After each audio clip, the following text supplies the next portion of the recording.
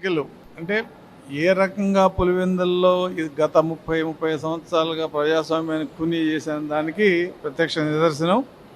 భారతదేశానికి స్వాతంత్రం వచ్చి 75 ఏళ్ళు అవ్వచ్చు, కానీ పులివెందుల ప్రజాస్వామ్యానికి స్వాతంత్రం వచ్చి వారం అయింది. అంటే 12వ తారీఖున పులివెందుల్లో ప్రజాస్వామ్యం వచ్చిందని దానికి నిదర్శనం.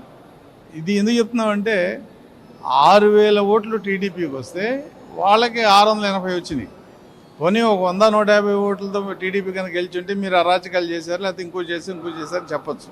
అంటే పులివెందుల ప్రజల్లో జగన్ మీద లేకపోతే ఆ వైసీపీ మీద ఎటువంటి అభిప్రాయం ఉందానికి నిదర్శనం ఈ ఎన్నికలు.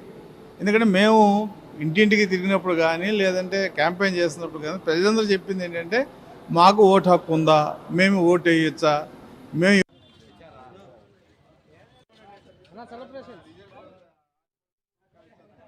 వాళ్ళ పులివెందుల్లో జరిగిన ఎన్నికలు అంటే ఏ రకంగా పులివెందుల్లో గత 30 సంవత్సరాలుగా ప్రజాస్వామ్యాన్ని కూనీ చేసిన దానికి ప్రత్యక్ష నిదర్శనం.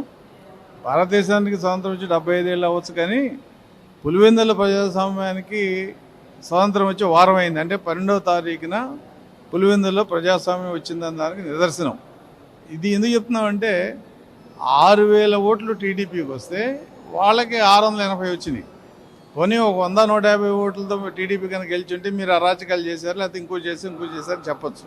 అంటే పులివెందుల ప్రజల్లో జగన్ మీద లేకపోతే ఆ వైసీపీ మీద ఎటువంటి అభిప్రాయం ఉందానికి నిదర్శనం ఈ ఎన్నికలు. ఎందుకంటే మేము ఇంటింటికి తిరిగినప్పుడు కానీ లేదంటే క్యాంపెయిన్ చేస్తున్నప్పుడు కానీ ప్రజలందరూ చెప్పింది ఏంటంటే మాకు ఓటు హక్కు ఉందా, మేము ఓటు వేయచ్చా, మేము ఎప్పుడు ఓటు వేయలేదు, ఈ ఓటు వేస్తే మాకే ఇబ్బంది లేదు కదా, మేము ఓటు వేయాలంటే ఎలా వేయాలి, ఈ ప్రశ్నలు అడిగారు.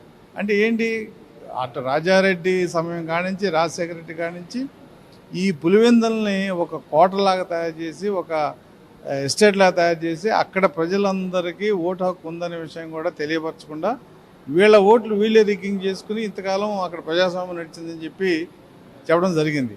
అయితే రాజశేఖర రెడ్డి టైంలో జరిగిన విధానం వేరు, జగన్మోహన్ రెడ్డి జరిగిన విధానం వేరు. జగన్మోహన్ రెడ్డి ఇది రౌడీ రాజ్యం, ప్రజాస్వామ్యం లేదని గోల పెడుతున్నాడు ఆయన. మరి 2020-2021 సంవత్సరం లోకల్ బాడీస్ ఎలక్షన్లో ప్రజాస్వామ్యబద్ధంగా జరిగిన జగన్ చెప్పమానండి. అది ప్రజాస్వామ్యబద్ధంగా జరిగితే ఇవాళ కూడా ప్రజాస్వామ్యబద్ధంగా జరిగినట్టు ఎన్నికలు కూడా. ఆ రోజు అసలు జరిగిన దారుణాలు, ఎంతమందిని ఆ నామినేషన్ చించేయటం, కొట్టడం, బ్లాక్మెయిల్ చేయటం, ఒకళ్ళు నామినేషన్ ఇస్తే వాళ్ళు ఆస్తులు పాటు చేయటం, అరాచకాలు, అవినీతి, దుర్మార్గాలన్నీ ఆ రోజు లోకల్ బాడీస్ ఎలక్షన్లో ఆయన చేశారు దగ్గరుండి. ఎలక్షన్ కమిషనర్ మీదుగా కులం ఆపాదిస్తే ఆయన పెద్ద రిపోర్ట్ రాశారు సెంట్రల్ ఎలక్షన్ కమిషన్కి. 50 ఎంపీటీసీలు కానీ లేకపోతే ఈటిల్లో కానీ ఎనానమస్ అయిందని చెప్పి. ఇప్పుడు భారతీయ చరిత్ర లేదు అది అలా అవటం. ఏంటంటే దౌర్జన్యంతో ఆ రోజున లోకల్ బాడీస్ ఎన్నికలు చేసుకున్నాడు. ఇవాళ ప్రజలకి స్వేచ్ఛ వచ్చింది, ప్రజాస్వామ్యబద్ధంగా ఓటేసే హక్కు. అందుకే 11 నామినేషన్లు పడ్డాయి. మేమే ఎన్నికల్లో వాళ్ళలాగా బెదిరించో లేదంటే ఇది చేస్తాం అది చేస్తాం ఎక్కడ కూడా చెప్పలే ప్రజలకి. మేము తెలుగుదేశం వస్తే ఇదిగో మీకు ఈ లాభాలు ఉన్నాయి, ఈ సూపర్ 6 వలన మీ జీవితాలు బాగుపడతాయి, P4 వలన పేదరికం నుంచి బయటపడతారని చెప్పి ప్రతి ఇంటింటికి చెప్పిన దాని మీద వాళ్ళు నమ్మి ధైర్యంగా వచ్చి ఓటేస్తే ఈ ఫలితాలు వచ్చినాయి తప్ప జగన్మోహన్ రెడ్డి రాజశేఖర రెడ్డి టైంలో లాగా వాళ్ళందరికీ అసలు ఓటు ఎన్నికల రోజు బయటకు రావడం లేదు. వాళ్ళు చెప్తుంటే నిన్న కొన్ని విషయాలు చెప్తుంటే మాకు కూడా ఆశ్చర్యం వేస్తుంది. కాబట్టి ఇవన్నీ అరాచకాలని అరికట్టి ఇవాళ ప్రజాస్వామ్యబద్ధంగా పులివెందుల్లో ఎన్నికలు జరిగినాయి. కాబట్టి పులివెందుల్లో జగన్ పరిస్థితి ఏంటనేది ఇవాళ స్పష్టంగా అద్దంలో ఆయన మొహం ఆయన చూసినట్టు అర్థమైంది. అసలు ఇవాళగా జగన్ ఓడిపోయింది, 2023లోనే ఓడిపోయాడు. ఎందుకంటే ఎమ్మెల్సీ ఎలక్షన్లో పులివెందుల్లో మాకే మెజారిటీ వచ్చింది. ఆ రోజు రాంగోపాల్ రెడ్డి కంటెస్ట్ చేసినప్పుడు ఆ రోజు జగన్ ఓడిపోయాడు. కానీ 2024 ఎన్నికల్లో అధికారం ఉంది కాబట్టి అరాచకాలు చేయగలిగాడు. ఇవాళ అధికారం లేదు కాబట్టి మాకు ఈ జెడ్పీటీసీ వచ్చినా పోయినా తెలుగుదేశానికి పెద్ద పోయింది ఏం లేదు. కానీ వైనాట్ కుప్పం అన్నప్పుడు వైనాట్ పులివెందులు అని చెప్పి ఆ రోజు మేము కూడా ఒక రాజకీయమైన నిర్ణయం తీసుకున్నాం. కాబట్టి వాళ్ళు పులివెందుల్లో అంత సీరియస్గా తీసుకుని అసలు ప్రతివాడికి ఓటేసే అవకాశం ఇవ్వాలనే తెలుగుదేశం ఉద్దేశం. ఇచ్చాం కాబట్టి ఫలితాలు అలా వచ్చినాయి. అతను ఇవ్వలేదు కాబట్టి అతను 11 సీట్లతో ఆ రోజున ప్రజలు తీర్పు చెప్పారు. ఏదైనప్పటికీ కూడా జగన్ దాన్ని ఏమంటారంటే దిగజారుడు తరానికి ఇది నిదర్శనం. అలాగే అతను రాజకీయ చరిత్ర అనేది పూర్తిగా ఇక అంతం కాబోతుంది.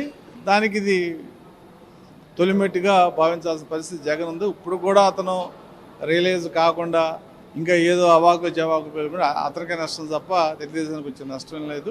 తెలుగుదేశం పార్టీ ఏది చేసినా ప్రజాస్వామ్యబద్ధంగా చేస్తుంది.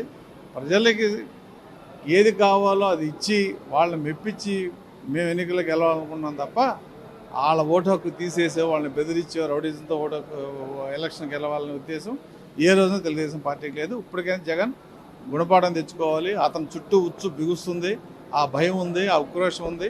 దానిలో మరి అతను ఏం మాట్లాడుతున్నా అర్థం కాని పరిస్థితి. ఇది చంద్రబాబు నాయుడికి ఆఖరి ఎలక్షన్లు ఇవన్నీ మాట్లాడుతూ ఏంటంటే అతను లోపల పడుతున్న ఆ మానసిక స్థితి, ఆ ఉక్రోషంలో అతని మానసిక స్థితి ఏంటి అనేది అర్థమవుతుంది.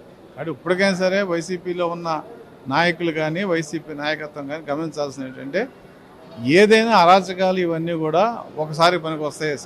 శాశ్వతంగా రాజకీయాల్లో పనికిరావు.